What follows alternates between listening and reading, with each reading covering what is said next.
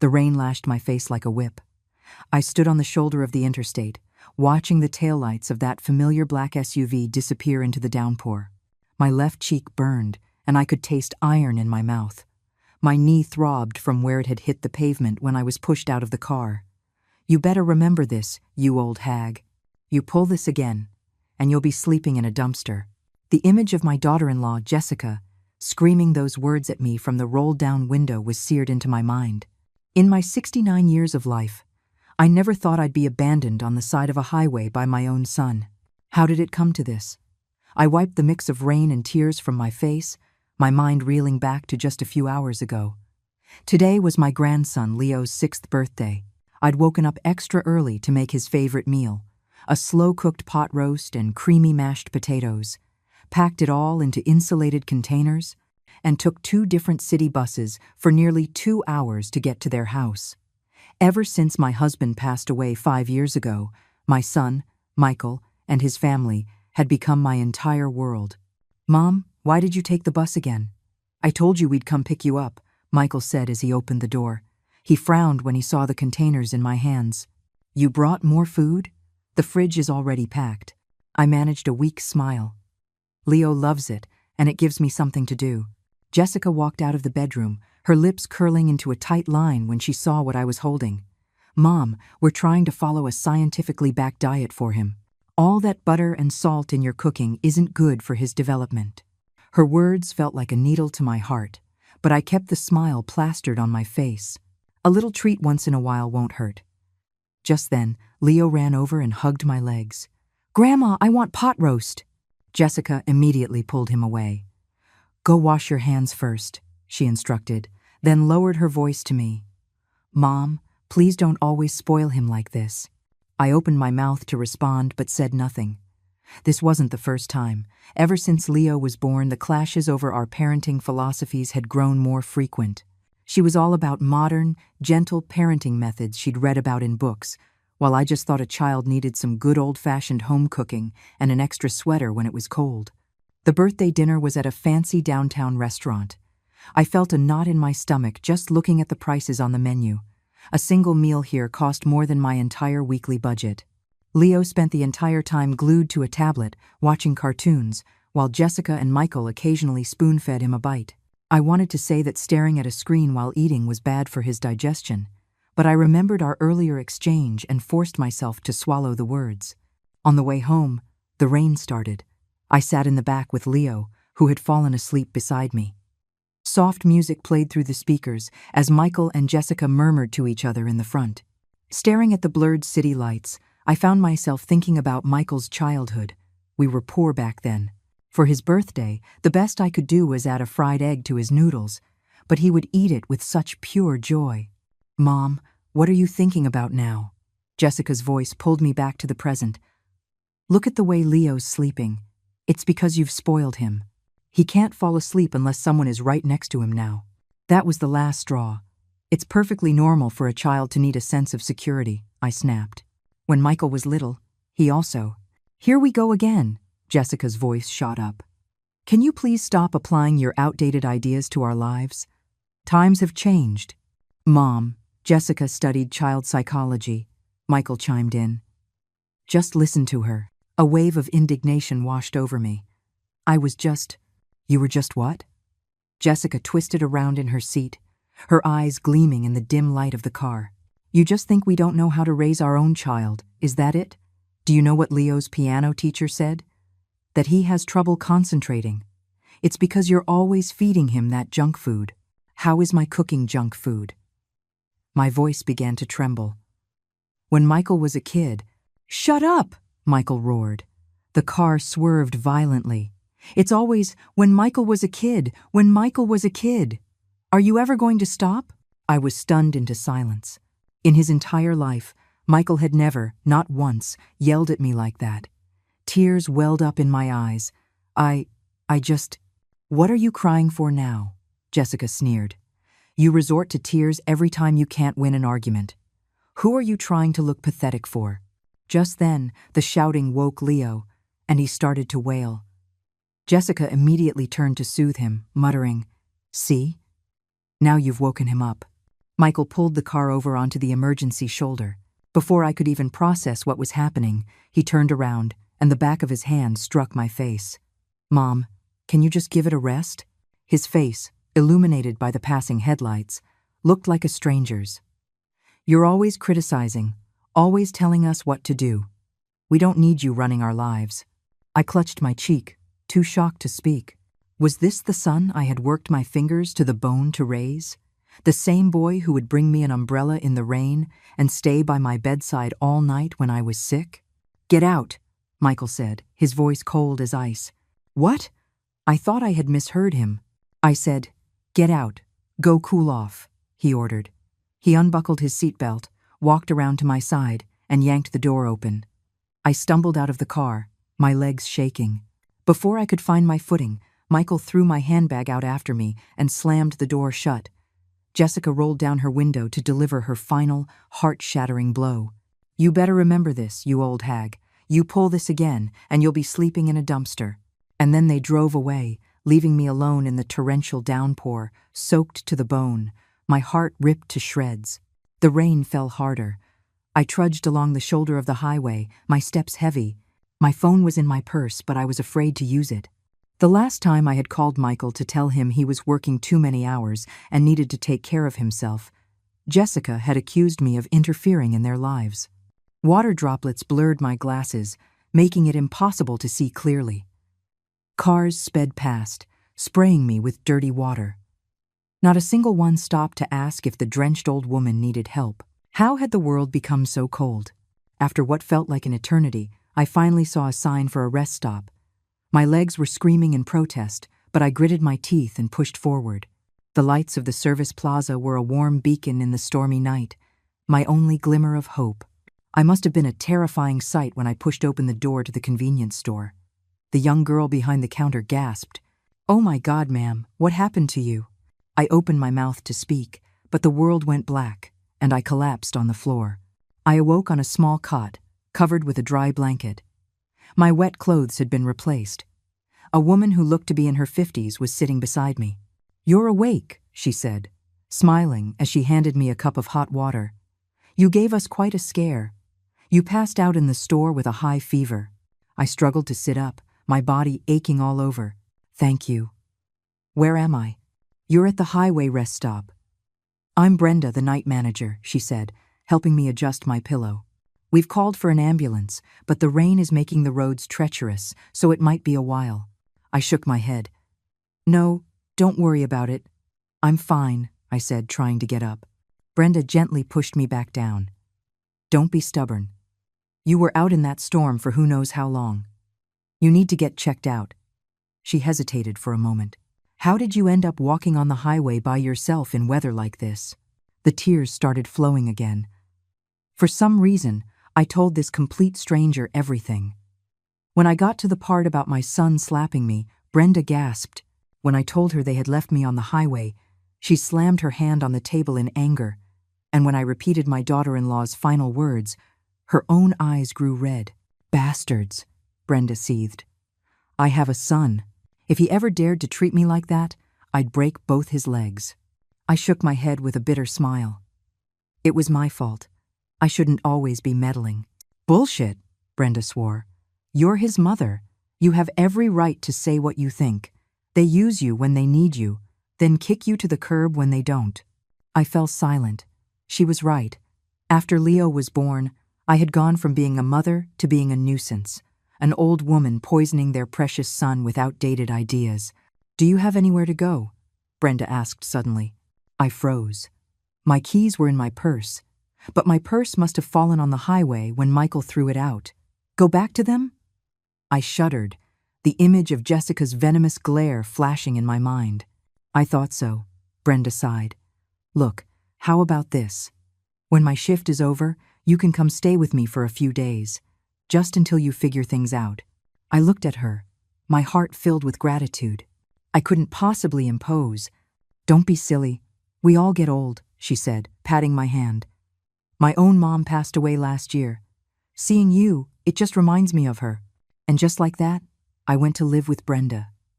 Her husband had passed away years ago, My fever spiked to 103 degrees, and Brenda took time off work to care for me.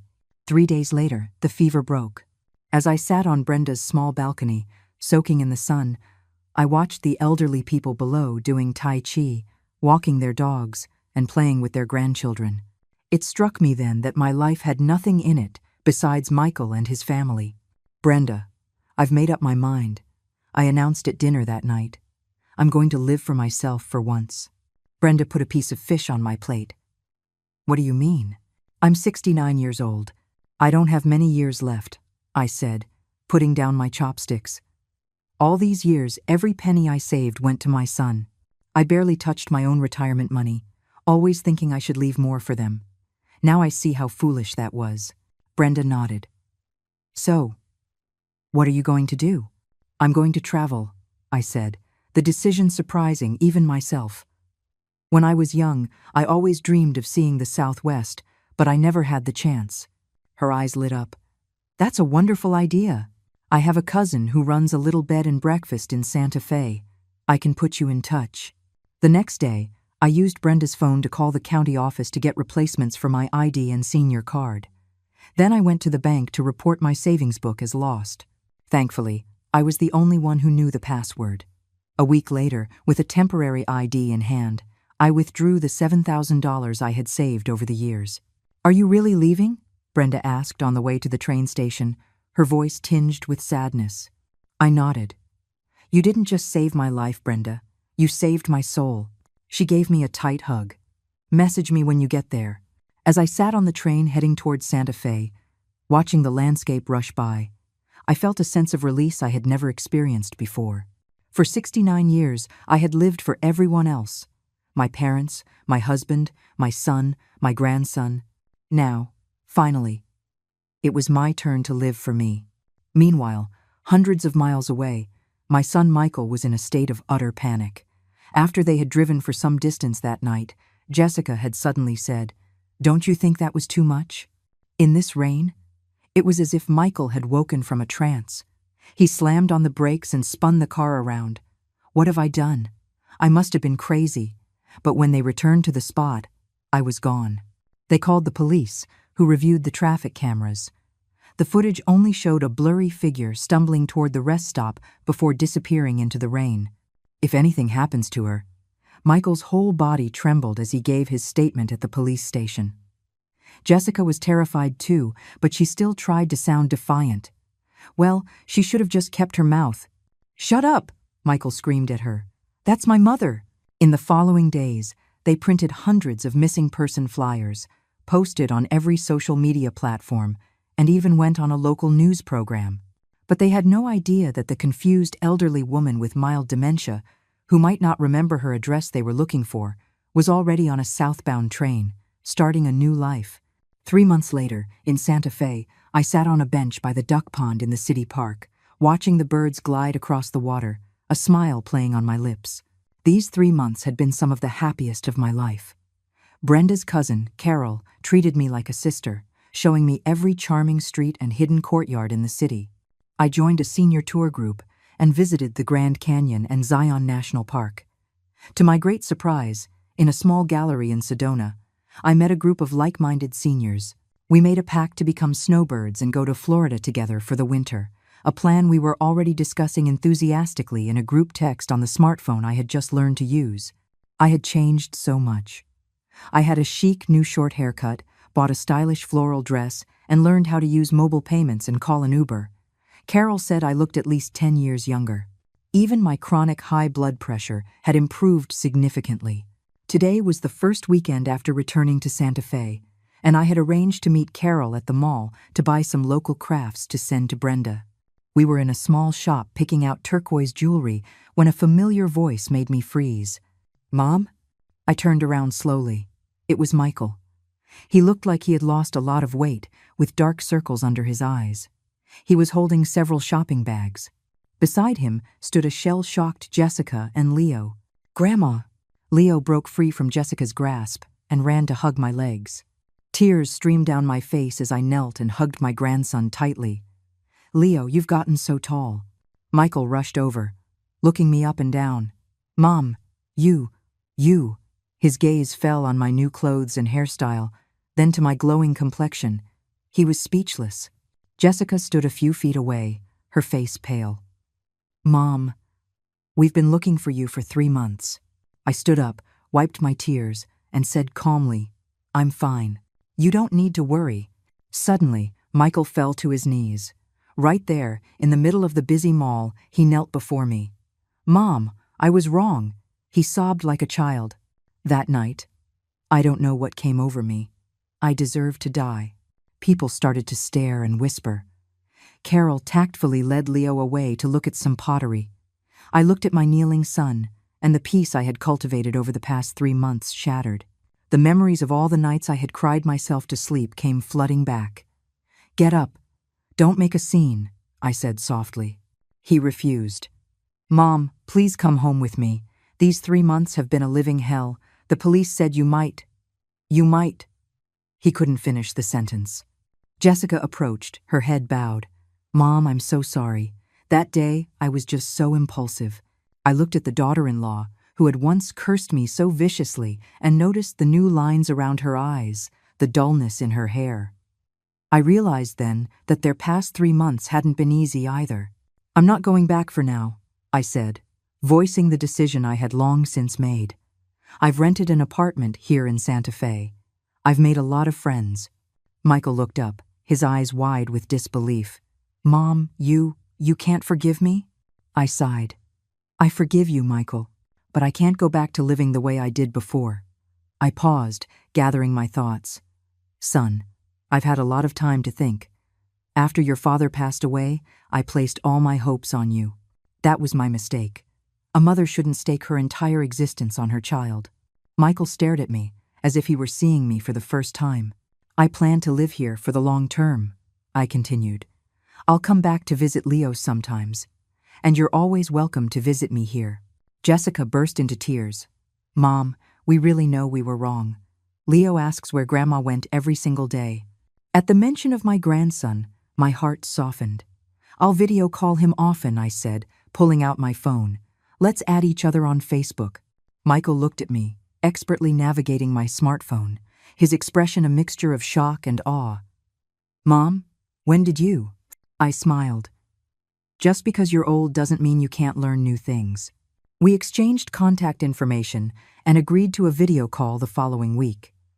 As they were leaving, Michael suddenly asked, "Mom, were you happy these past 3 months?" I looked out the window at the brilliant New Mexico Sunday. "Yes," I said honestly. "Happier than I've ever been."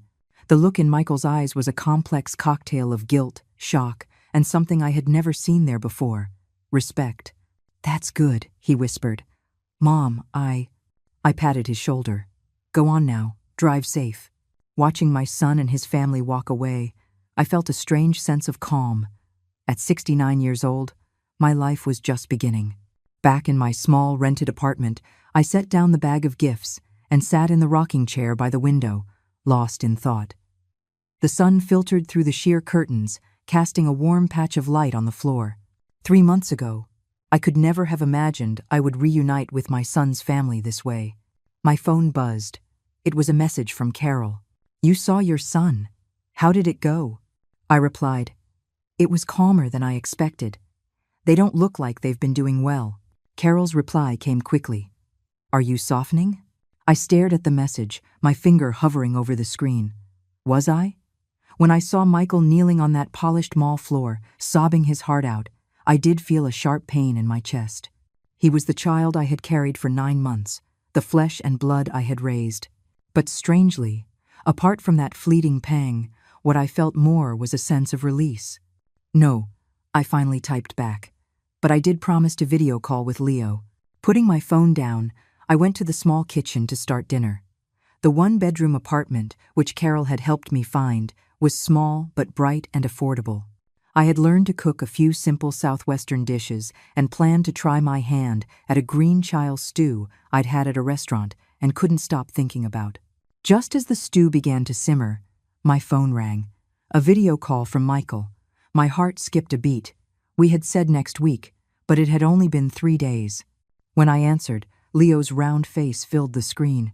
"Grandma!" he shouted excitedly. Daddy told me to call you. My eyes instantly filled with tears. Leo, you're such a good boy. Have you had dinner yet? He pouted. I want to eat Grandma's pot roast. The camera shook, and I saw Michael's hand on Leo's shoulder. He looked even more haggard than he had at the mall, his stubble more pronounced.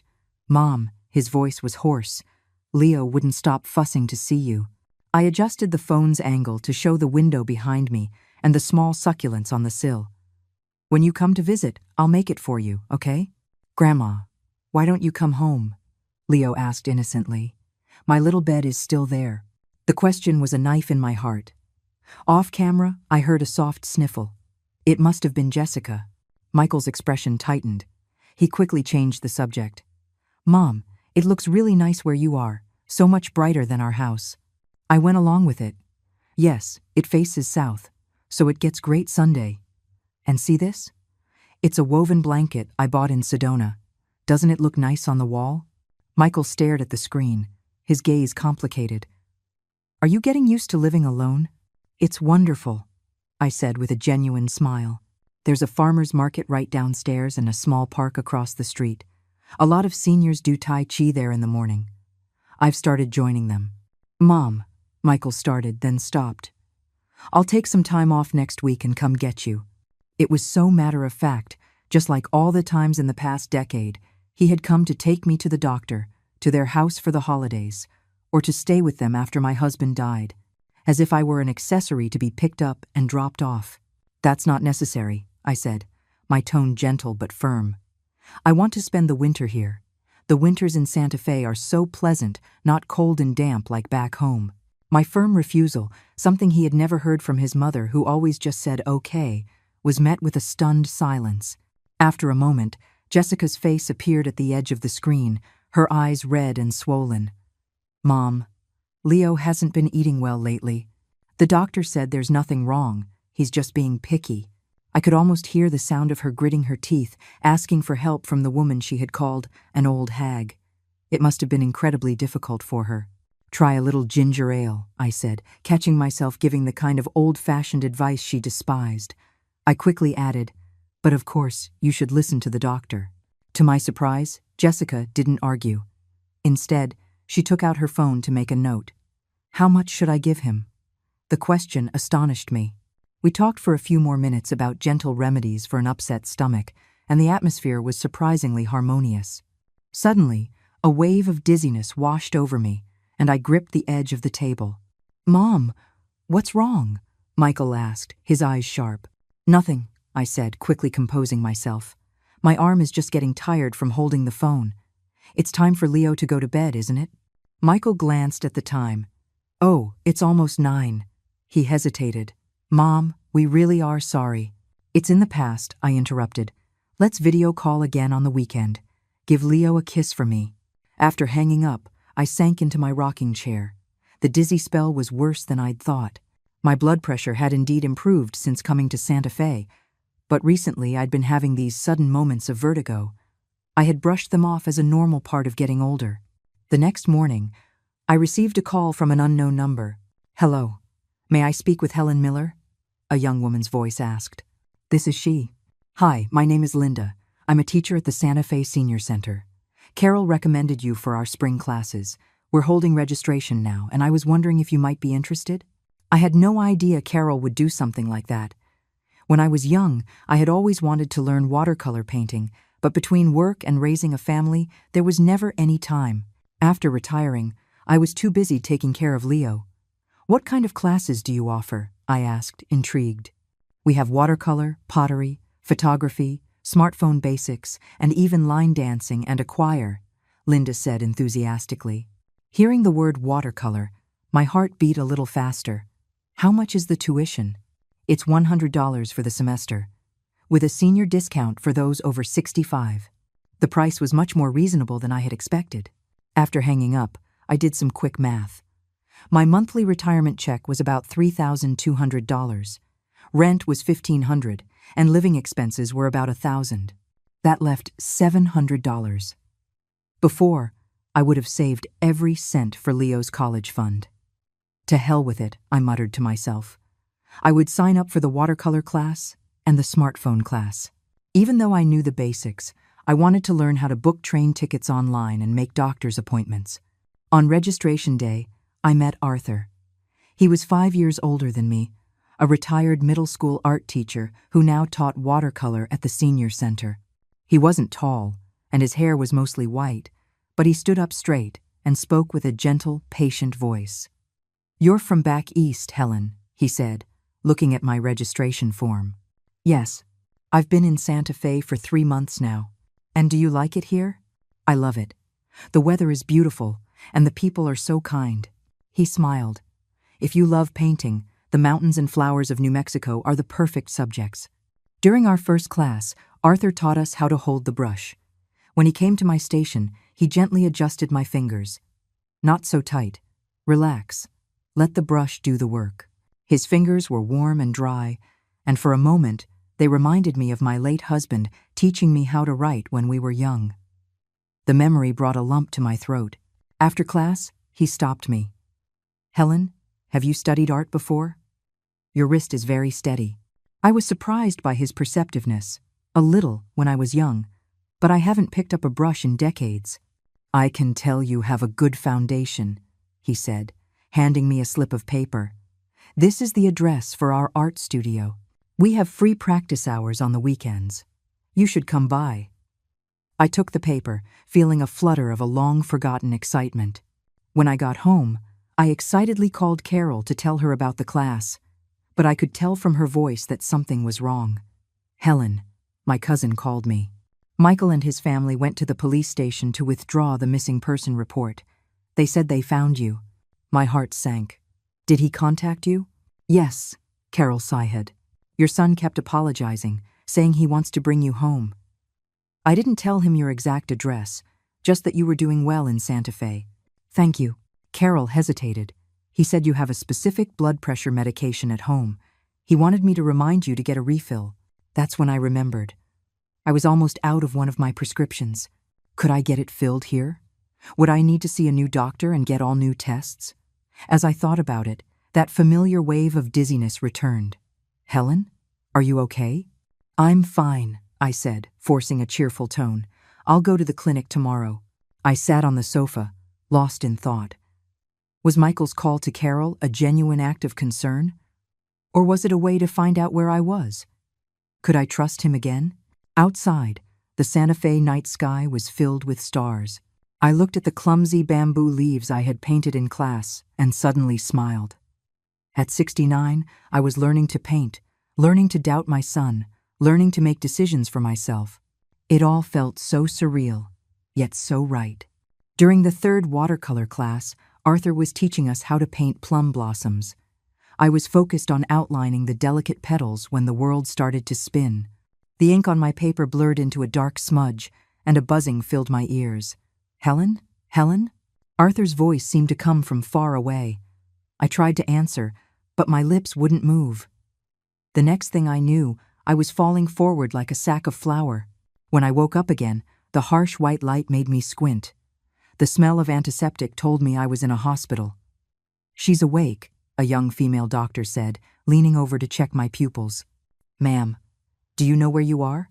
"The hospital." My voice was raspy. "What happened to me?" "You had a mild stroke.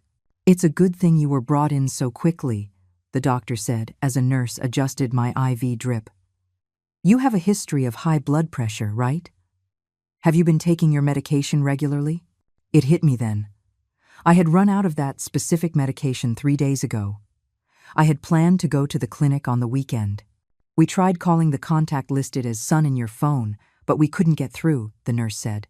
"Does he have a new number?" I remembered that Michael had called me from a new number after we met at the mall, a number I hadn't saved. "There's a friend." "Carol," I said weakly. Soon, Carol rushed into the hospital, carrying my insurance card and some toiletries. The doctor said I needed to stay for observation for a week. Carol held my hand. "You silly woman. Why didn't you tell me you were out of your medicine?" I apologized with a weak smile.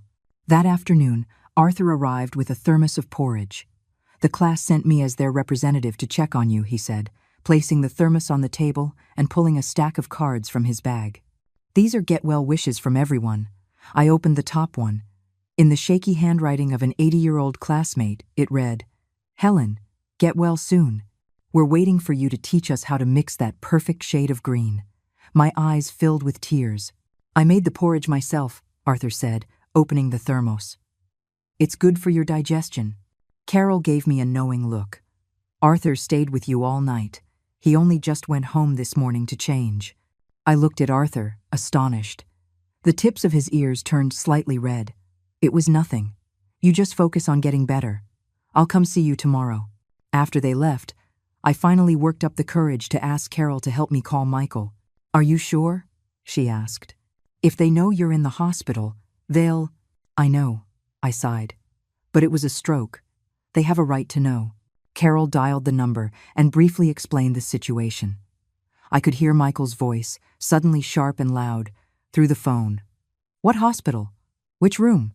We're on our way." After she hung up, Carol shook her head. "From the sound of it, he's going to drive through the night to get here." I felt a mix of anticipation and dread. In sickness, one craves family. But I was terrified of going back to being a burden. The next morning, the door to my hospital room was thrown open. Michael rushed in, his face covered in stubble, his eyes bloodshot. A haggard-looking Jessica followed him. "Mom!" Michael stumbled toward my bed, wanting to hug me but afraid to touch anything. "How are you? Does it hurt?" His familiar concern brought a lump to my throat. But then I saw Jessica behind him, clutching a fruit basket, her eyes puffy and her lips pressed into a thin line. "I'm fine," I said, trying to sound strong. "It's just a minor thing." A few days of observation. Just then, the doctor came in for his rounds and explained my condition in detail to Michael. I would need to be on medication long-term, have regular checkups, and it would be best if someone were around to keep an eye on me. After the doctor left, he turned to me. "Mom, when you're discharged, you're coming home with us. Jessica already cleared out the south-facing bedroom for you." I looked at Jessica, stunned. She lowered her head. "Mom, we were wrong before. Leo talks about you every single day. The change was so drastic I couldn't process it." The daughter-in-law who had cursed me was now inviting me into her home. I'm fine here in Santa Fe," I stammered. "So fine you end up in the hospital with no one knowing?" Michael's voice rose. Then he quickly lowered it. "Sorry, Mom, I didn't mean—" Jessica tugged on his sleeve and said to me, "Mom, you get some rest. We're going to talk to the doctor." After they left, I heard their muffled argument in the hallway. "What was that about?" "I thought we agreed to respect her decision," Jessica said. "But she's sick. She needs someone to take care of her," Michael practically growled. "And you're going to quit your job to do that? What about the mortgage, the car payments, Leo's school?" There was a long silence. Then I heard Michael's choked voice. "Jessica, she's my mother. When I was a kid, I had a terrible fever, and she carried me for miles in the snow to get to the hospital. Now she's sick. I can't just—" My heart twisted. He remembered. He remembered everything I had done for him. The argument stopped. A little while later, Michael came back into the room alone, his eyes red. "Mom," he said, sitting on the edge of my bed. He asked, so carefully, "Do you really not want to come home?" I looked at his exhausted face and suddenly understood. My refusal wasn't punishing them, it was punishing myself. I longed to be close to my son and grandson, but I was terrified of repeating the past. "It's not that I don't want to go back," I said softly. "I just don't want to be your burden." The tears finally fell from Michael's eyes. "Please," he begged, "let me be your son again." His words broke down all my defenses. I reached out and stroked his messy hair, just as I had when he was a feverish little boy. "Okay," I whispered through my own tears. "But on one condition, anything. I need my own space and my own time," I said firmly. "I want to go to my art class twice a week, and I want to see my friends." A smile broke through his tears. "Of course, Mom. You should have your own life." Just then, Jessica returned with the doctor, who explained all the post-discharge instructions, emphasizing my need for a quiet, comfortable living environment. "Mom," Jessica said suddenly, "I was doing some research. It's best for seniors with high blood pressure to live in a south-facing room." We'll move out of the master bedroom when we get back." I stared at her, shocked. The master bedroom was their pride and joy, the one they had decorated perfectly for their wedding. "No, you don't have to." "Yes, we do," Jessica said firmly. "Leo can have the guest room. We'll move into the attic." This was too much. I looked at Michael, who seemed just as surprised as I was. Clearly, this was not something they had discussed. The day before I was discharged, Arthur came to help me with the paperwork. Michael was at the pharmacy, and Jessica was packing my things in the room. "Helen," Arthur said, handing me a paper bag. "This is a local herbal supplement. It's supposed to be good for cardiovascular health." "Thank you for everything, Arthur," I said gratefully. "I'm so sorry I have to drop out of your watercolor class." "Don't worry about it," he smiled. "I have a beginner's textbook for you. You can practice at home." He took a book from his bag, and I saw a slip of paper tucked inside. While Jessica wasn't looking, I glanced at it. It was a phone number, and the words, "Call anytime." My heart beat a little faster. Michael returned from the pharmacy and paused when he saw Arthur. "This is Arthur, my watercolor teacher," I explained. "This is my son, Michael." The two men shook hands. I noticed Michael sizing Arthur up, his expression a mix of curiosity and suspicion. "Mom mentions you often," Michael said. Arthur smiled. "She told me you won an award for a drawing you did as a child." Michael looked at me, surprised. "You still remember that?" "Of course," I said softly. "The picture you drew, my mom, is still in the old photo album." Michael's eyes reddened again. He turned to Arthur. "Thank you for taking care of my mother. She means the world to me."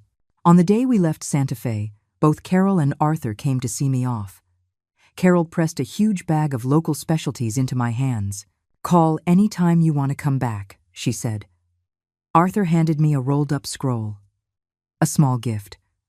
You can open it on the way."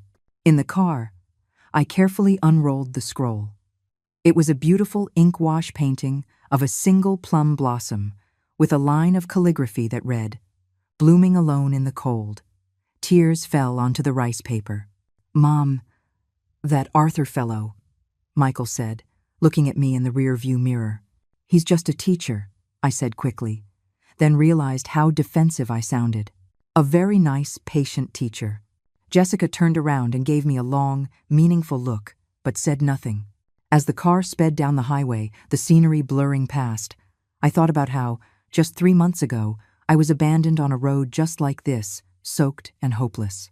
Now, I was sitting in my son's car, carrying gifts from new friends, returning to the home that had once hurt me so deeply. Life was a strange, winding road. I looked out the window and noticed the wildflowers blooming brightly on the roadside. As we pulled into our familiar neighborhood, my heart began to pound. 3 months ago, I had left this place in shame. Now, what role was I returning to? "We're here, Mom," Michael said, turning off the car. "Wait here, I'll carry you upstairs." "No need," I said with a smile. "The doctor said a little activity is good for my recovery." The elevator ride up was awkward. Leo clung to my hand as if he were afraid I might vanish again. Jessica stared at the floor numbers, and Michael kept wringing his hands. The apartment door opened, and I gasped. The heavy, dark curtains were gone, replaced with light, airy ones, just like in my Santa Fe apartment. On the coffee table was a blooming orchid, next to the woven placemat I had bought in Sedona. "Your room is this way," Michael said, leading me to the master bedroom. When he opened the door, I nearly cried. It was a near-perfect replica of my little home in Santa Fe. The same beige bedding, the same rocking chair, even a few succulents on the windowsill. The walls were decorated with enlarged, framed photos of the landscapes I had taken on my trip. I was too choked up to speak. "It was Jessica's idea," Michael said softly. "She said you loved your place in Santa Fe, and we thought we wanted you to feel at home." Jessica stood in the doorway, twisting her fingers. "I hope it's to your liking. All the furniture is new." I took her hand. "Thank you. It's beautiful." Leo bounced into the room. "Mommy and Daddy worked on it for days. They wouldn't let me see." Dinner was takeout, but I noticed Jessica had made me a special bowl of porridge, very similar to the one Arthur had brought me. The small gesture warmed my heart. After dinner, Leo insisted I tell him a story. I sat in the rocking chair with him curled in my lap, telling him about my adventures in the Southwest. "Grandma, do the mountains really look like they're painted?" he asked, his eyes wide. "They really do." Grandma saw them with her own eyes. I pulled out my phone to show him pictures. The sound of Jessica washing dishes in the kitchen stopped. She came quietly to the doorway to listen. When I described the 3 stages of a traditional tea ceremony I'd read about, Michael put down his phone and drew closer. The first cup is bitter, representing the struggles of youth. The second is sweet, for the successes of middle age. And the third has a complex aftertaste, like the wisdom of old age, I explained. "Like life," Michael said suddenly. We all looked at him, surprised by the philosophical thought from my usually practical son. "You're right, Michael," I said, smiling at him. I saw something different in his eyes, a new depth, a kind of peace. That night, lying in the unfamiliar bed in my familiar home, I sent a message to Carol. "Arrived safely."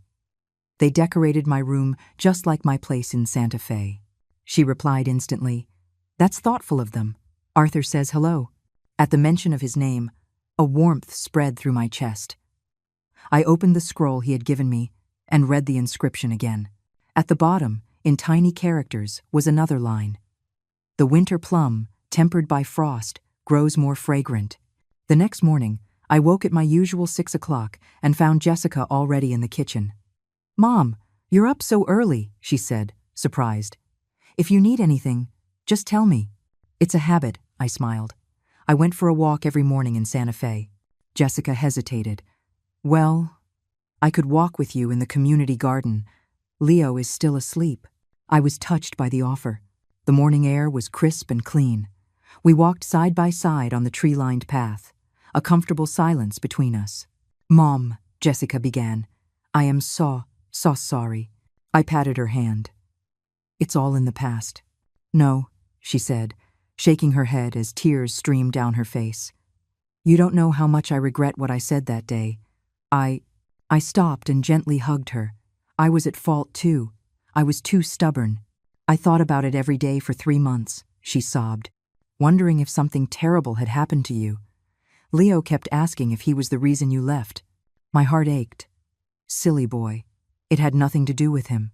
When we got back, Michael was up, clumsily trying to make breakfast. He looked visibly relieved to see us return together. "Mom, what are your plans for today?" he asked at the table. "I was thinking of going to the community center," I said. "I learned some new line dances in Santa Fe. I could teach the ladies here." Michael and Jessica exchanged a look. "I'll drive you." "No need," I said with a smile. "Do you remember where my bus pass is?" Michael stared at me for a moment, then jumped up and started rummaging through a drawer. "Here it is. You still remember how to use it?" "Of course," I said, taking the card. "After your father passed, this card was my companion for 3 years. The ladies at the community center were thrilled to see me. They gathered around as I shared stories of my travels and taught them a few new dance steps. The center's director even invited me to lead a performance at next week's community event. On the way home, I stopped by the pharmacy to refill my prescription and picked up some herbs at the market. I had overheard Jessica telling Michael that Leo was being a picky eater again. That evening, just as I predicted, Leo pushed his food around his plate. Jessica sighed in frustration, but this time, instead of scolding him, she tried to patiently coax him. I quietly went to the kitchen, brewed a mild herbal tea, and placed it on the table.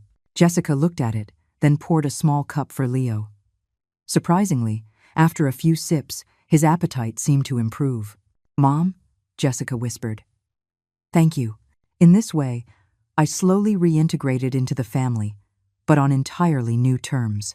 I was no longer the timid, meddling mother-in-law, but a woman with her own life. Every Tuesday and Thursday morning, I taught dance at the community center. Every evening from 7 to 8 was my designated painting time. Michael had bought me a complete set of watercolor supplies. On weekends, I would cook pot roast for Leo. Jessica no longer objected, only asking that I use less salt and butter. One day, Michael came home from work early and heard me on a video call in my room. "Arthur, I'm still having trouble with this wash technique. Relax your wrist a bit more, came Arthur's gentle voice from the tablet's speaker. That's it. You're making wonderful progress, Helen. Michael stood outside the door, his expression unreadable. At dinner, he asked casually, Mom, you and that Mr. Arthur keep in touch often? We have a video lesson once a week, I answered honestly. I can't just give up on my painting. Jessica's chopsticks paused midair, but she said nothing. Late that night, I got up for a glass of water and heard them talking softly in the living room. She's at her age. What could possibly happen? Jessica was saying. That's not what I mean, Michael sighed. It's just, these 3 months in Santa Fe, she's like a different person. A better person, don't you think? Jessica replied softly. She's happier, healthier. She has so many friends, and she's even more forgiving with us. Michael's voice was laced with confusion, but sometimes I feel like she doesn't need me anymore. Hearing that, I quietly retreated to my room. My son's words were both heartbreaking and affirming. He was finally learning that love isn't about control, but about letting go. The next day, I offered to teach Michael and Jessica how to paint. Leo joined in the fun, and soon our family was gathered around the coffee table, learning to paint little chicks. Mom, what made you want to learn this? Michael asked, awkwardly holding the brush. I always wanted to learn when I was young, I said, adjusting his grip. But there was never time between work, taking care of your father, and running the house. Jessica looked up. And now? Now, I said, looking at them both, it's time to live for myself. Michael's eyes grew red. He looked down, and a single tear fell onto the paper, blooming like an unexpected little flower. Life settled into a rhythm that was smoother than I expected, though not entirely without its bumps. I maintained my schedule of going to the community center on Tuesdays, Thursdays, and Saturdays, spending the rest of my time at home. This new routine was difficult for Michael to accept at first. Mom, isn't today Thursday? He asked one rainy morning as he saw me putting on my shoes. Yes, it is. The choir has rehearsal, I said, tying my rain boots. But, he hesitated. Jessica has to work late, and I was hoping you could pick up Leo from preschool. I paused. What time does he get out? 4 o'clock. I calculated the time. Rehearsal ends at 3. That's plenty of time. Michael looked relieved, but also a little embarrassed. Or, I could just leave work early. I looked him straight in the eye. Michael, I am capable of managing my own schedule. If I need your help, I will ask for it, okay? He blinked, then nodded. We had this type of conversation often over the next few months. His instinct was to manage my life, and my new instinct was to draw a clear boundary. The rain had stopped by the time I got to the preschool. Leo shot out of the classroom like a little cannonball. Grandma, look at the dinosaur I drew. The teacher said it looks like a chicken. He chattered on for a moment before his face fell, and then I pushed him. He looked down at his shoes. The teacher said she needs to talk to my parents. Sure enough, the teacher gently suggested that Leo's parents needed to work with him on his emotional regulation. On the way home, Leo was quiet and sullen. At dinner, when Jessica heard he had gotten into a fight, her first reaction was to scold him. How could you push someone? Haven't I taught you to use your words? Leo's lip began to tremble. I interjected softly. Jessica, can I tell a story? She looked at me, confused, but nodded. In a faraway land, I began, putting down my fork, there was a little tiger cub who was always teasing the other animals. One day, he made fun of the little deer's legs, saying they looked like twigs, and he even kicked a little rabbit. Leo's eyes were wide with attention. And what happened? Well, the wise old owl told the tiger cub that every creature in the forest is special. The deer's legs would heal, and the rabbit's fur would grow back, but the hurt in their hearts might leave a scar forever. Did the tiger cub say sorry? Leo asked. He did. And he also learned to use his eyes to see the beauty in others, I said, stroking his hair. For example, maybe the other boy's drawing had really wonderful colors. Leo thought for a moment. He drew a Tyrannosaurus Rex. It was purple.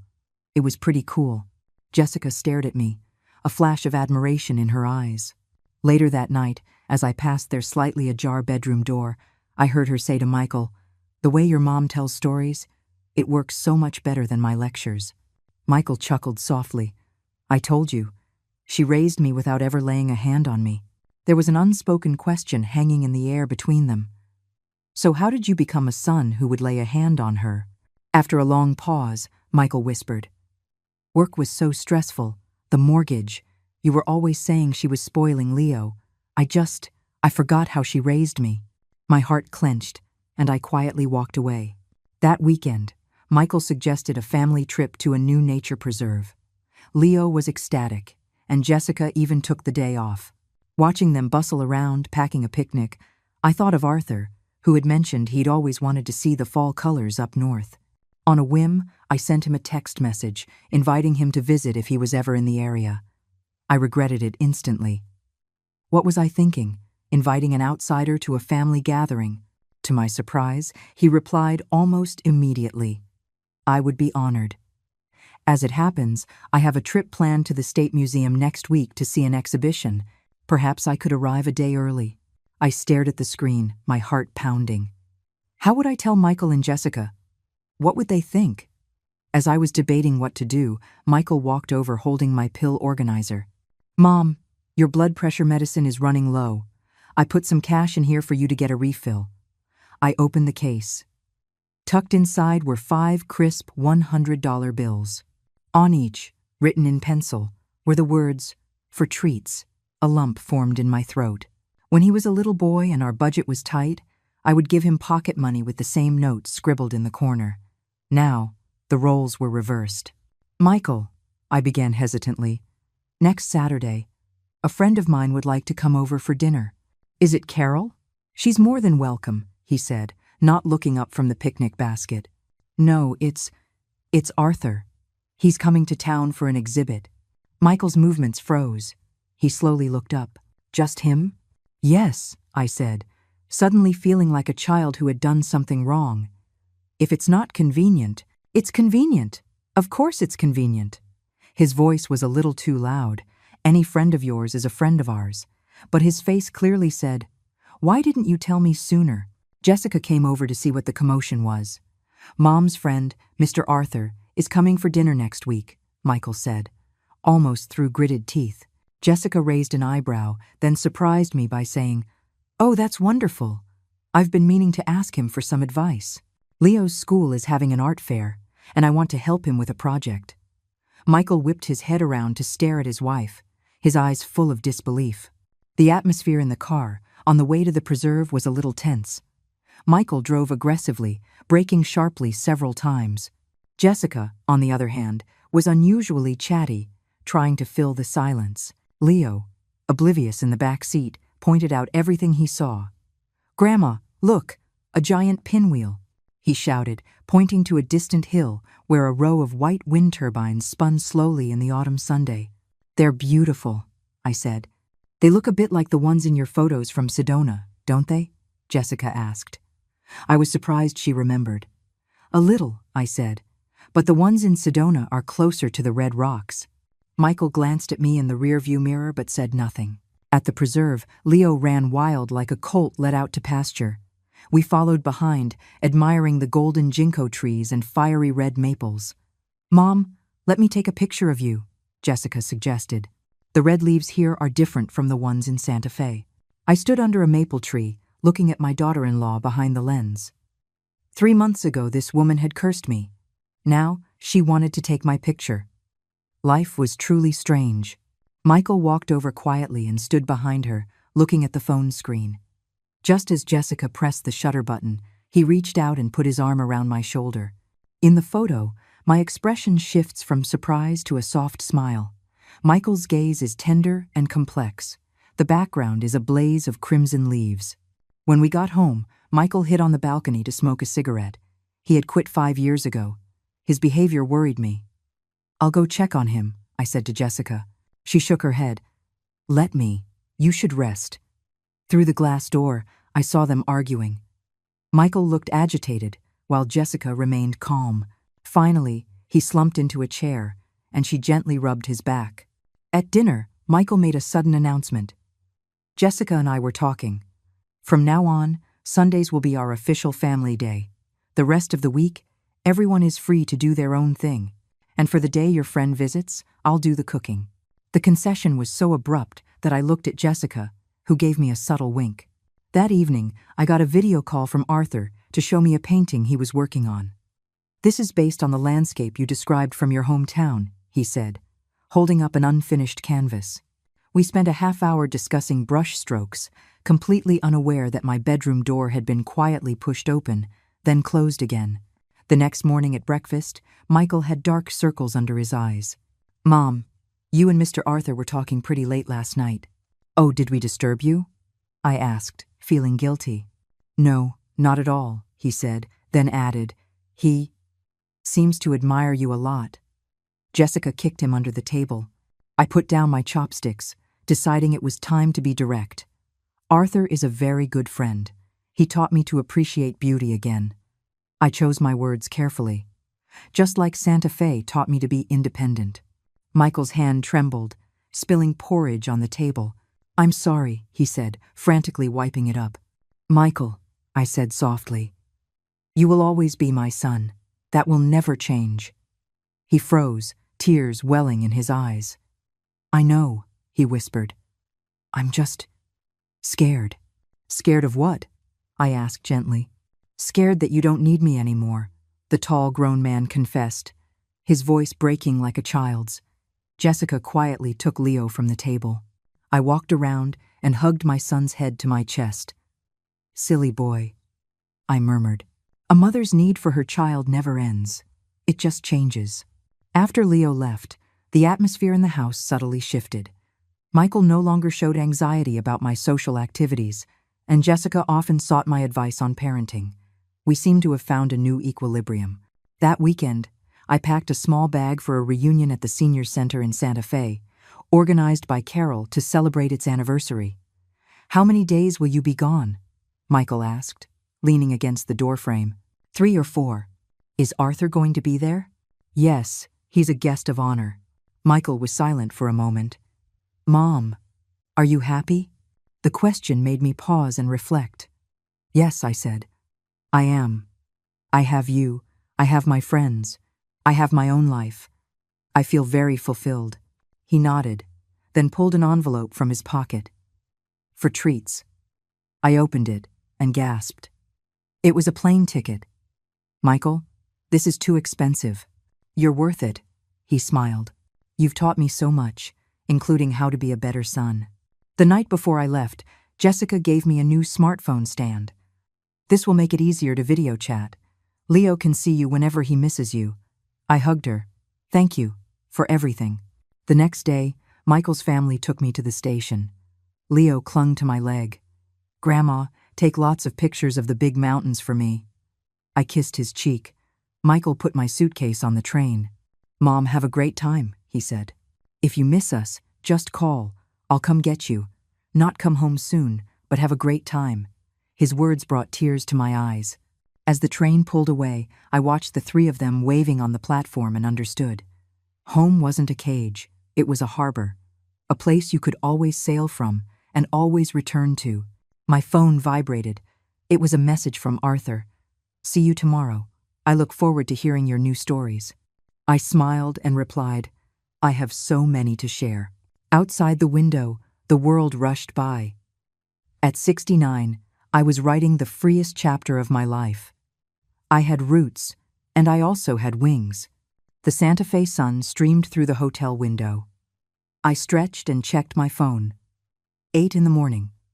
The reunion at the senior center started at 10. Carol had booked a hotel for me close to the venue, so we old gals could chat all night, as she put it. I had 3 unread messages. The first was from Michael. "Mom, did you get there okay? Leo drew a picture for you." Attached was a colorful, wobbly drawing of a person labeled Grandma. I smiled, saved the picture, and replied, "Tell Leo his drawing is much better than Grandma's." The second was from Jessica.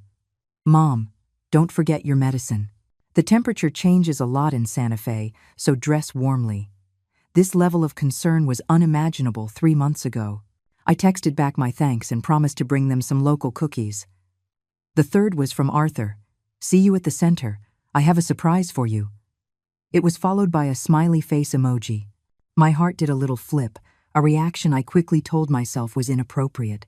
As I washed my face, the person in the mirror seemed like a stranger. Her hair was short and stylish, her complexion rosy, even the wrinkles around her eyes seemed softer. Was this really the same woman who had been left to die in a rainstorm, filled with despair? The reunion was in the senior center's main hall. The moment I walked in, Carol rushed over to hug me. "Helen, I've missed you so much." Behind her were 24 of my former classmates, all beaming. Surprise! Arthur stepped out from the crowd, holding a beautifully mounted scroll. "This is for you." He unrolled it to reveal a stunning, intricate painting of a peony, with the inscription, "Tempered by frost, grows more fragrant." "Arthur," I whispered, my fingers lightly touching the petals, "this is too much." "Not nearly as precious as the painting of the city park you gave me," he said with a smile, referring to the clumsy, amateurish piece I had insisted on giving him before I left. Carol nudged me. "He stayed up for nights finishing that, you know." "Nonsense," Arthur said, his ears turning red. "Don't listen to her, Helen." Amid the laughter, a sharp pain shot through my chest, radiating down my left arm. The room went dark, and the scroll slipped from my fingers, clattering to the floor. "Helen! Helen!" A chorus of voices exploded around me, but all I could see was Arthur's face, wide with terror. Then, the world went black. When I woke, the familiar smell of antiseptic told me I was back in the hospital. A young doctor was checking the monitors. "She's awake," he said, leaning over. "Ma'am, do you know where you are?" "The hospital." My voice was a rough whisper. "What happened?" "You had a heart attack. It's a good thing you were brought to the ER so quickly," he said, adjusting my IV. "We'll need to do an angiogram and possibly put in a stent. Is your family here?" "Family." The word made my throat ache. I shakily reached for my phone on the nightstand, but it wasn't there. "Here it is," Arthur said from the doorway. He rushed to my bedside and handed me the phone. "Carol is taking care of the paperwork. I brought all your things." The doctor looked from him to me. "And you are?" "A friend," Arthur answered quickly, though his ears were red again. I took the phone, my son's contact name staring back at me, a painful reminder of that night on the highway. Was I now, once again, the needy mother calling for help? My thumb hovered over the call button for a long time before I finally pressed it. "Mom," Michael's voice was cheerful. "Are you having fun at the reunion?" "Yes," I said, trying to keep my voice steady. "It's wonderful. I'm just at the hospital for a routine checkup." The doctor suggested an angiogram. There was a sudden silence on the other end, followed by muffled sounds, and then Jessica's voice. "Mom, which hospital are you at?" "We're coming right now." "No, don't be silly," I said weakly. "Leo has school." "Mom," Michael's voice was suddenly stern. "Tell me the truth. What happened?" It was the same tone he used when I tried to hide a fever from him as a child. A mother knows her son, and a son knows his mother. "It's my heart," I finally admitted. "It's serious." Less than 10 minutes after I hung up, Carol rushed into the room. "Helen, Michael said he's driving through the night to get here. He told me to tell you not to be afraid, that he's got everything under control." His words, relayed through a friend, made the tears I'd been holding back finally fall. The same son who had abandoned me in the rain was now racing through the night to save me. The procedure was scheduled for the next morning. Arthur insisted on staying the night, no matter how much I protested. Late that night, the pain returned, sharp and terrifying. I curled into a ball, biting my lip to keep from crying out. "Helen," Arthur noticed immediately. He took my hand. "Is it bad?" I nodded, cold sweat drenching my hospital gown. He pressed the call button for the nurse and, with his other hand, began applying gentle pressure to a point on my wrist. "Breathe with me, Helen." Slowly, after a nurse gave me a painkiller, just before I drifted off, I heard Arthur tell the doctor, "Her son will be here in the morning. She's a very strong woman. She never likes to show her weakness." His words made me think of when Michael was little and sick, how I would stay up all night sponging him down, then pretend to be full of energy for work the next day. He had seen my strength. He understood. When I opened my eyes again, it wasn't Arthur sitting by my bed, but Michael, his face haggard and his eyes bloodshot. "Michael," I whispered, unable to believe he was there. So fast. "Did you speed?" He managed a weak, raspy smile. "Got 3 tickets. It was worth it." I noticed his suit was wrinkled, his tie askew. I took the earliest flight. He squeezed my hand. "Mom, the doctors told me everything. You need the angiogram and maybe a stent. They need a family member to sign the consent forms." I looked at his exhausted face and realized that in the eyes of the law, I was now an old woman who needed her son's permission to be treated. The thought made my throat tighten. "I'm sorry to trouble you," I whispered. Michael's eyes immediately filled with tears. "Mom, don't ever say that." Before the procedure, the doctor explained all the risks. Michael listened intently, asking sharp, intelligent questions, like the engineer he wasn't. When it came time to sign the forms, his hand shook so badly he could barely hold the pen. "Don't be scared," I found myself comforting him. "It's a minor procedure." He forced a smile. "I know. My mom is the bravest person I know." The angiogram revealed a severe blockage. As they wheeled me into the operating room, I saw Michael at the end of the hall on the phone, his back rigid with tension. The surgery was a success. When I was back in my room, Jessica and Leo were there. Leo ran to my bed, but Jessica quickly pulled him back. "Gently, Grandma's sore."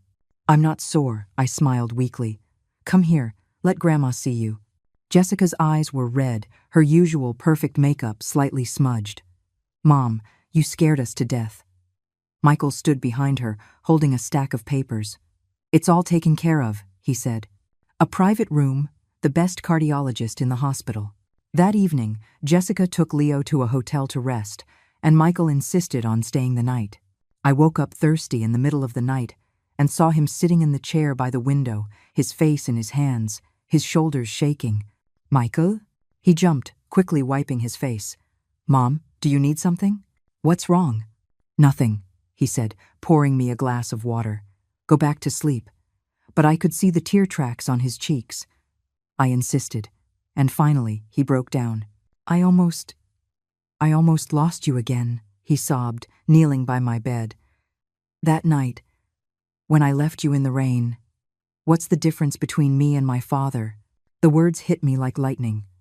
My husband, his father, had been a man with a violent temper, especially when he drank. When Michael was 10, he had watched his father slap me across the face. He had launched himself at the man, biting his hand, and had been beaten for it. That night, holding my bruised and battered son, I had sworn I would leave him. "Michael," I said, my voice trembling as I stroked his hair, "you are nothing like your father." "How am I different?" he cried, looking up at me with a pain I had never seen before. "I hit you too. I became the monster." So that was it. For 30 years, he had lived in the shadow of his father's abuse. I forced myself to sit up, ignoring the ache in my chest, and pulled him into a tight hug. "Listen to me. That night, after you left, you came back looking for me, didn't you? Your father never would have." He wept in my arms, a 38-year-old man crying like a lost child. I just held him, patting his back, just like I did when he had nightmares as a little boy. The next afternoon, Arthur arrived with his thermos. He stopped short when he saw Michael, then politely introduced himself. "Mr. Arthur," Michael said, surprising me by extending his hand. "I've heard a lot about you. Thank you for taking care of my mother." "It was my duty as a friend," Arthur said, a little flustered. "I made some soup. It's good for the heart." As he served the soup, I noticed Michael watching him, and I suddenly asked Arthur, "Weren't you a doctor before you retired?" "A middle school art teacher," Arthur replied with a smile. "Healthy cooking is just a hobby." Over the next few days, Arthur visited daily, each time with a different healthy meal and a hand-drawn get-well card. Michael's attitude toward him slowly shifted from suspicion to respect. He even started asking Arthur for advice on diet and nutrition. On the 5th day, I woke from a nap to find Arthur standing by my bed, gently brushing a stray piece of hair from my forehead. At that exact moment, Michael walked in carrying a bag of fruit. The two men froze, staring at each other. Arthur quickly pulled his hand back. I just came to drop off some soup." Michael walked into the room silently, set down the fruit, and said, "Thank you for everything you've done for my mom." After Arthur left, Michael sat by the bed, peeling an apple. "Mom," he said casually, "Mr. Arthur seems like a nice man." My heart skipped a beat. "But," he continued, choosing his words carefully, "at your age, you need to be careful with new friends. Your heart can't take too much excitement." I didn't know whether to laugh or cry. "What are you talking about?" He grinned, scratching his head. "Okay, forget I said anything." The next afternoon, Jessica came to relieve Michael. She insisted on helping me with a sponge bath. This was the same daughter-in-law who used to subtly complain about my old people smell, now carefully and gently washing my arms and back. Her fingers paused on a faint scar on my lower back. "This is from when I had Michael," I explained. "He was a breech birth. I needed a C-section." Jessica's hand trembled. "The scar is so long." "The surgical techniques weren't as good back then," I said lightly. "You women have it so easy now, with epidurals and everything." Suddenly, she started to cry, her tears falling onto my back. "Mom, I'm so sorry. I never knew." I turned and took her hand. "It's all in the past." The day before I was discharged, the doctor gave us a long list of instructions. Michael diligently typed everything into his phone while Jessica was on her phone with our local clinic, arranging for follow-up care. "Mom," Michael said after the doctor left, "Jessica and I have been talking. When you get back?" I tensed, afraid he would insist I move in with them. "We rented a small, ground-floor apartment with a little yard for you, just a 5-minute walk from our place." He smiled. "You'll have space for a garden, and Leo can come visit you right after school." The arrangement was so unexpectedly perfect, so thoughtful. It gave me both independence and support. "Thank you," I said, my voice thick with emotion. On the drive home, Michael drove with extreme care, constantly checking on me in the rearview mirror. Jessica kept turning around to ask if I was warm enough, if I needed a drink. Leo sat beside me, chattering away about preschool. The sun streamed through the windows, warm and comforting. I thought of the inscription on Arthur's painting. "Tempered by frost, grows more fragrant." Maybe that's what life was. You had to go through the storms to truly appreciate the bloom. The small apartment was, in fact, a beautifully furnished 2-bedroom unit in a lovely senior living community right next to their neighborhood. The ground floor unit opened onto a small patio with a table, chairs, and several large flower pots. "The clinic is right across the street," Jessica said, helping me inside. "And there's a grocery store and pharmacy on site." The apartment was filled with light, with floor-to-ceiling windows looking out onto a small garden.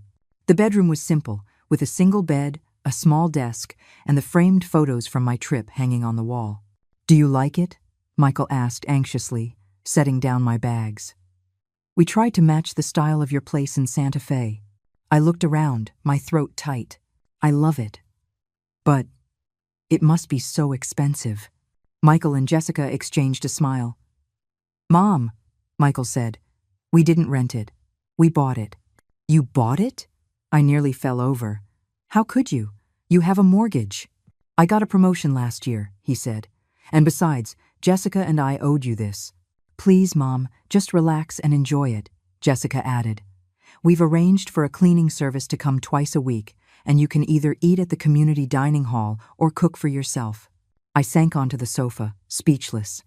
This was more than I could have ever dreamed of. It was independence, but without the loneliness. "What about Leo?" I asked. "He'll be here right after school," Jessica laughed. "He was our project supervisor for decorating this place. He insisted that you needed a dinosaur pencil holder on your desk." The image of my grandson, diligently placing a T-Rex on my desk, made me smile. After I was settled, Michael took me to the community clinic. A kind, middle-aged doctor reviewed my medical history and gave me an emergency alert bracelet. "If you feel any discomfort, just press this red button. Someone is on call 24 hours a day," she explained to Michael, who took notes on everything. He even asked questions I hadn't thought of, like whether I could still do line dancing or have an occasional glass of red wine. On the way back, I asked him, "Michael, how do you know so much about cardiac care?" Pushing my wheelchair, he answered quietly, "I've done a lot of reading these past 3 months." I realized then that he had been preparing for this day ever since I had disappeared. As promised, Leo burst through the door the moment he got out of school.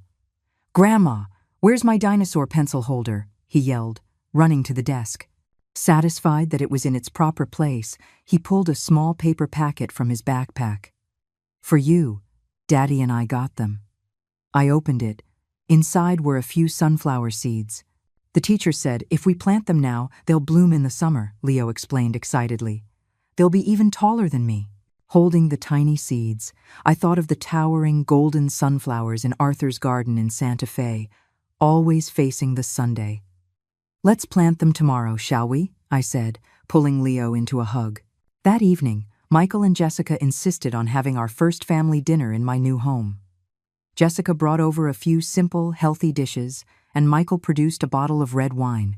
"The doctor said a little is good for the heart," he announced proudly, pouring me a small glass.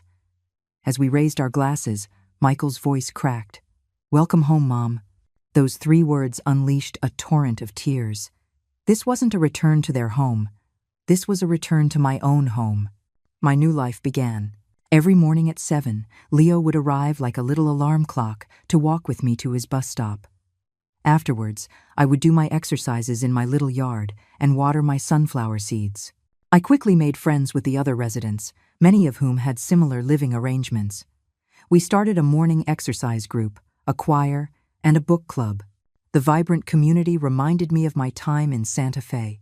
One day, while unpacking, I found the set of paints and the unfinished canvas Arthur had given me. After some hesitation, I gave him a video call. "Helen," he said, his face lighting up the screen. "How are you feeling?" "Much better," I said, showing him my little yard. "Look, I'm about to plant sunflowers."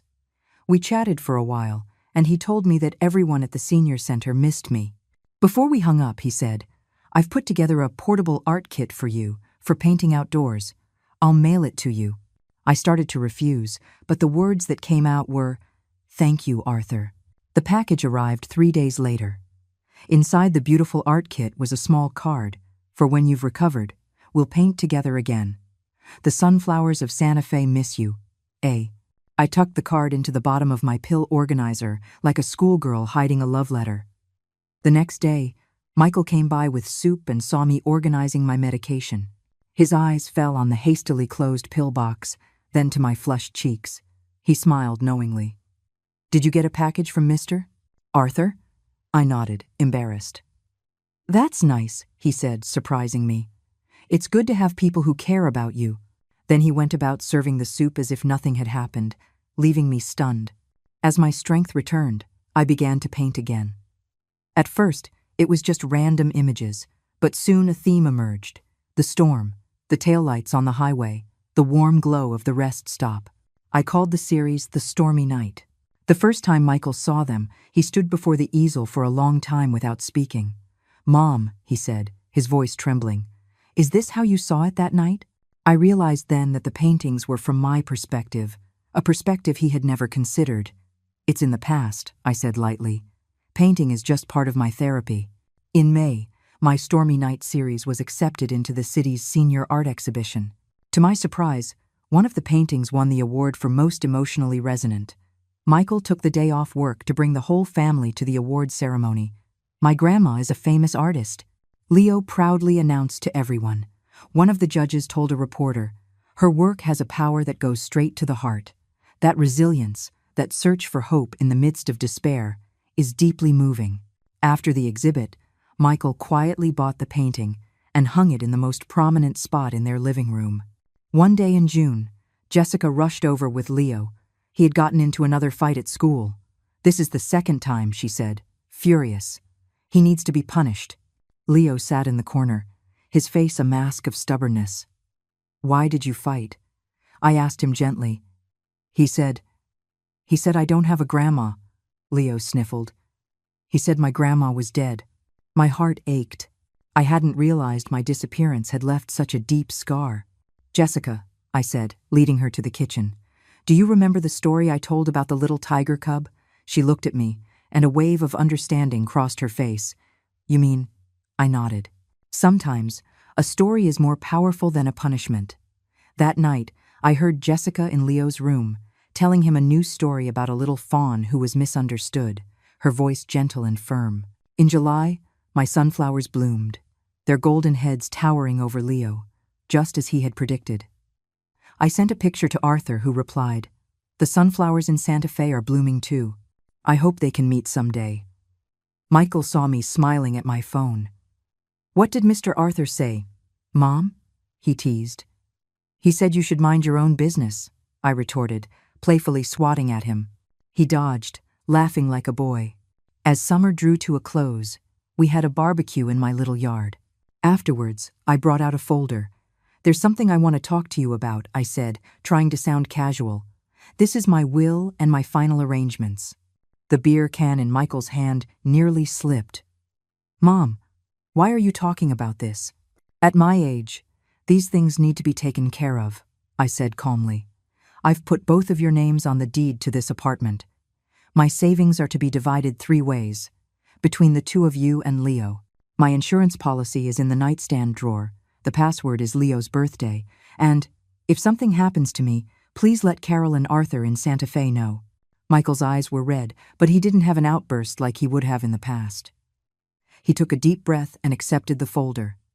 "Mom, we respect your wishes, but you have to promise us you'll take care of yourself and live to be 100. 101? Leo piped in, making us all laugh. Late that night, after Jessica and a sleepy Leo had gone home, Michael stayed to help me clean up.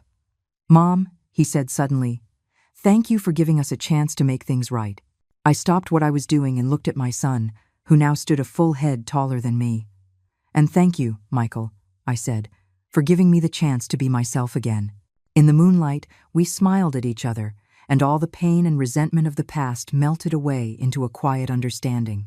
The gentle October sun warmed my small yard.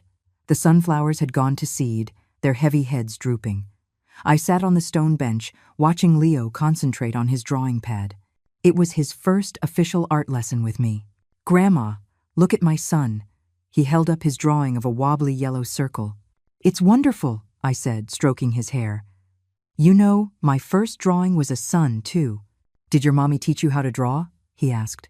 The question caught me off guard. My mother, a woman from the countryside who had never held a paintbrush, had taught me how to roll dumpling wrappers, how to mend clothes, how to find joy in a life of scarcity, but not how to draw. "No, sweetie. My mother taught me other things," I said softly, "like how to make dumplings."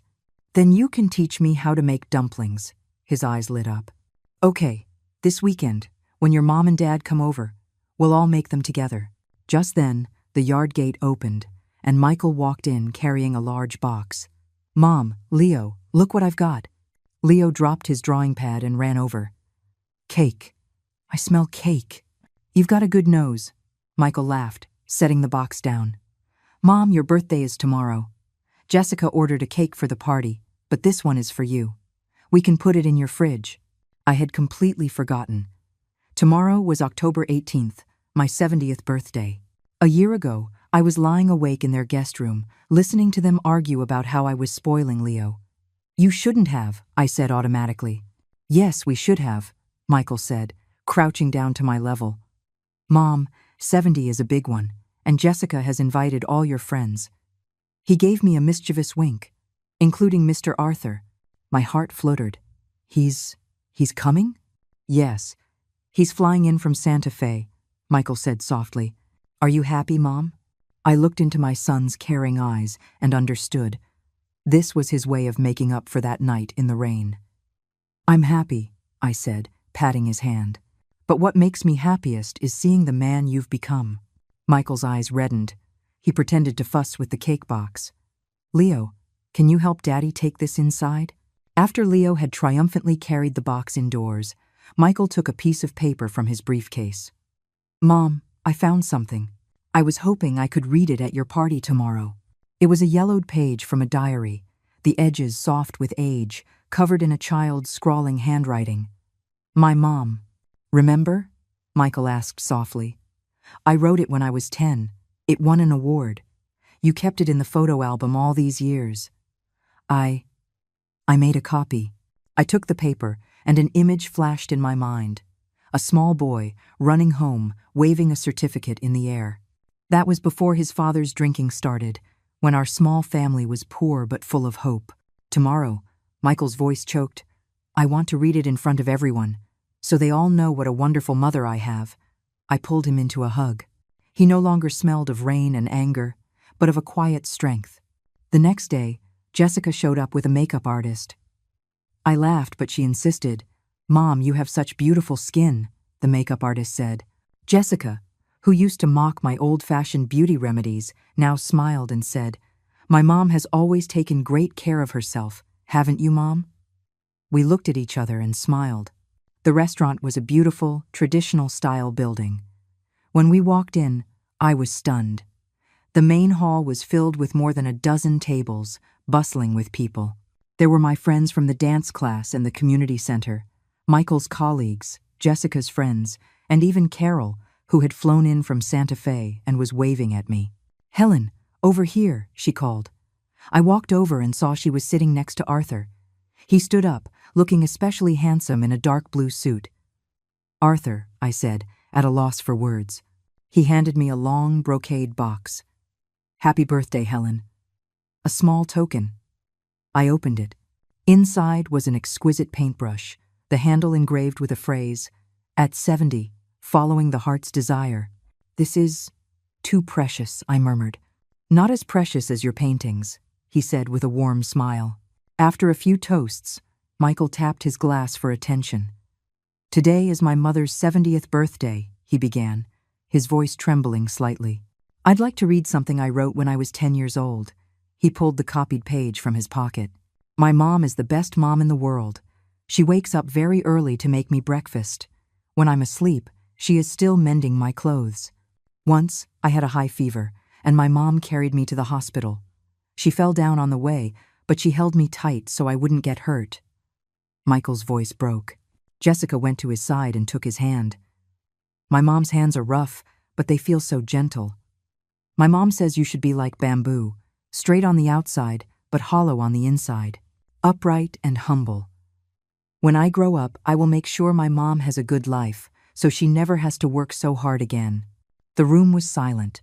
Many of the older guests were dabbing their eyes.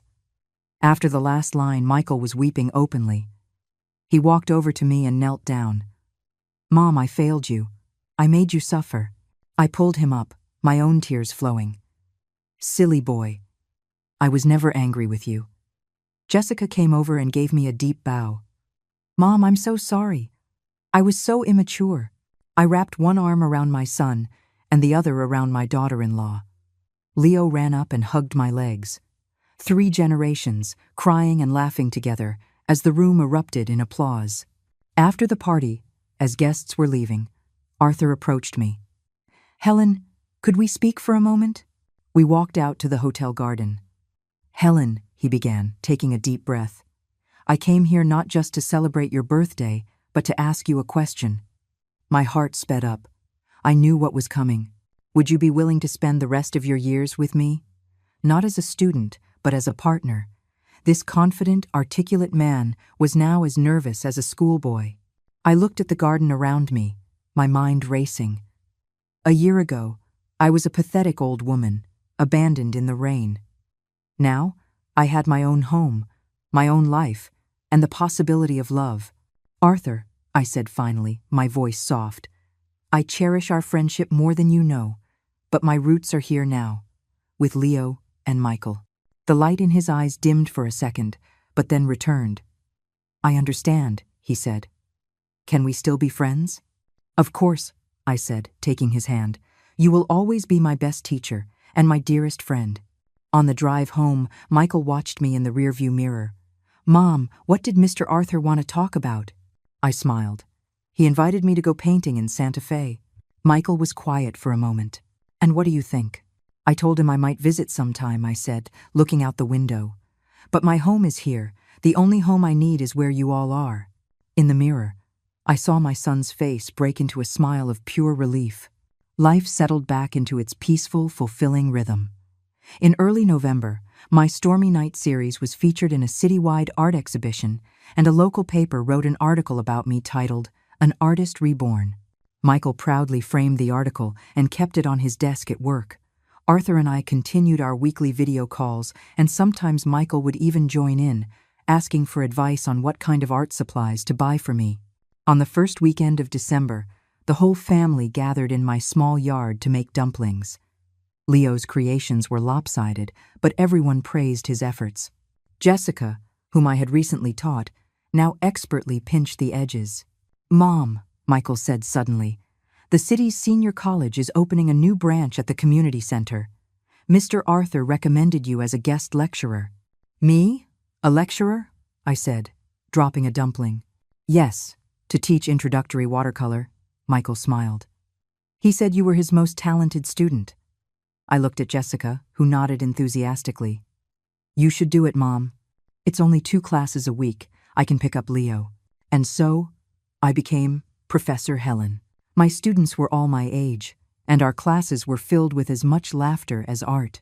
For Christmas, Michael gave me a large, mysterious gift. It was a professional easel and a gold-embossed certificate of membership to the National Senior Artists Association. "You deserve a bigger stage, Mom," he said proudly. Outside, snow was beginning to fall. In my little yard, the seeds for next year's sunflowers lay sleeping under the earth. I looked at my son's mature, kind face and thought of his twisted, angry expression on that stormy night. It felt like a lifetime ago. Wounds heal. Misunderstandings fade. As long as there is love, even the coldest winter will eventually give way to spring. "Michael," I said, patting his hand, "the proudest accomplishment of my life is having a son like you." He hugged me tightly, just like he did when he was a little boy. "Grandma, look at the dumpling I made." Leo ran over, holding up a lopsided creation. I took the small dumpling, which held the hopes of 3 generations, and placed it gently on the tray. "It's perfect," I said. "Let's go cook them." As the steam rose from the pot, I could almost see next summer's golden sunflowers blooming in the yard, and my grandson, my little Leo, sitting among them, painting his first perfect flower.